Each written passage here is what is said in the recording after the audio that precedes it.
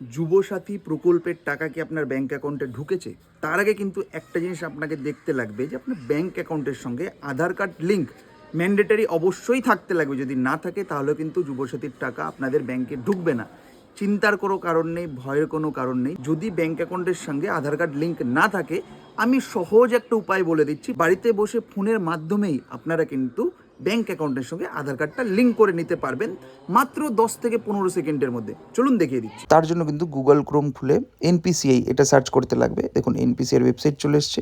3 ডটে ক্লিক করতে লাগবে, করলে এখানে কাস্টমার অপশানটাই ক্লিক করতে লাগবে। ভারত আধার সিডিং এখানে ক্লিক করতে লাগবে। এটা করলে পর নতুন একটা পেজ খুলবে, যেখানে পুরো আপনার আধার সিডিং, অ্যাকাউন্ট ডিটেলস মানে সব কিছু চেক করতে পারবেন। তা আমরা যেহেতু আধার কার্ডের সঙ্গে ব্যাঙ্ক অ্যাকাউন্ট লিঙ্ক করবো, আধার সিডিংয়ে গেলাম, যাওয়ার পর আপনার আধার নাম্বারটা দিতে লাগবে। ঠিক আছে, আধার কার্ড নাম্বার যদি সিডিং ডিসিডিং মানে যদি লিঙ্ক করতে চাই, সিডিং করবো আমরা।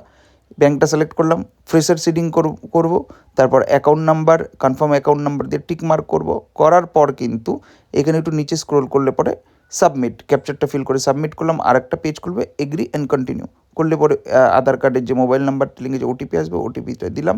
দেওয়ার পর এখানে এই যে কনফার্ম করলাম। কনফার্ম করার পর আমার কিন্তু লিঙ্ক অলরেডি আছে, যদি না থাকে অটোমেটিক হয়ে যাবে। ভিডিওটা ভালো লাগলে যারা জানে না অবশ্যই শেয়ার করে দেবেন, কেননা খুব কিন্তু একটা কাজের ভিডিও।